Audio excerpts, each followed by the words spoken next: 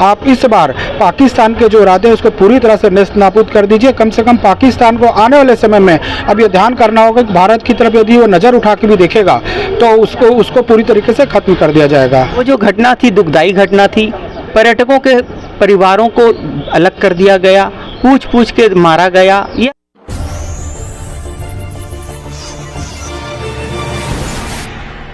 22 अप्रैल की घटना लगभग शाम को 4-5 बजे के आसपास इस बात की सूचना मिली कि किस तरह से वहाँ जो आतंकवादी है उन आतंकवादियों ने एक ऐसे क्षेत्र को जो बहुत शांत क्षेत्र कहलाता था, जो जहाँ टूरिस्ट जाते थे और बहुत अच्छे माहौल में वहाँ पर रहते थे।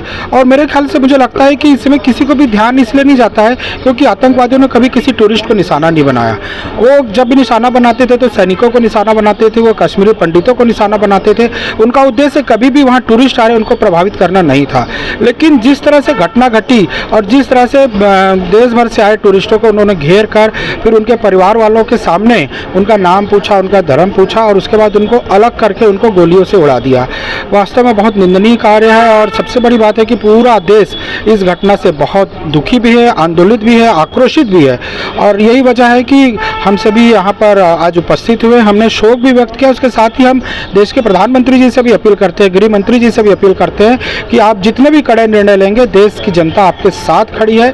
आप इस बार पाकिस्तान के जो इरादे हैं उसको पूरी तरह से नेस्त नाबूद कर दीजिए। कम से कम पाकिस्तान को आने वाले समय में अब ये ध्यान करना होगा कि भारत की तरफ यदि वो नज़र उठा के भी देखेगा तो उसको पूरी तरीके से खत्म कर दिया जाएगा। 22 अप्रैल को लगभग 26 लोगों की मृत्यु की घटना का समाचार सामने आया।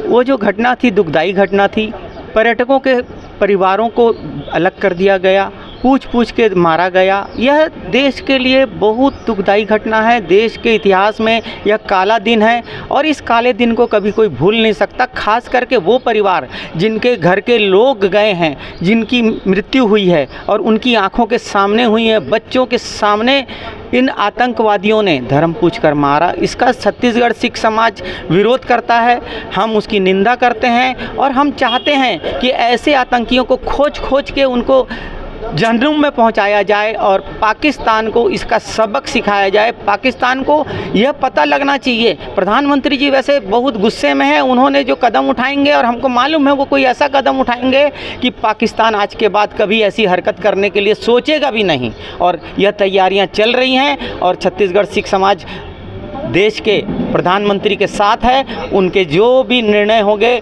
छत्तीसगढ़ का सिख समाज उनके साथ रहेगा और छत्तीसगढ़ का सिख समाज दुखी है, आहत है।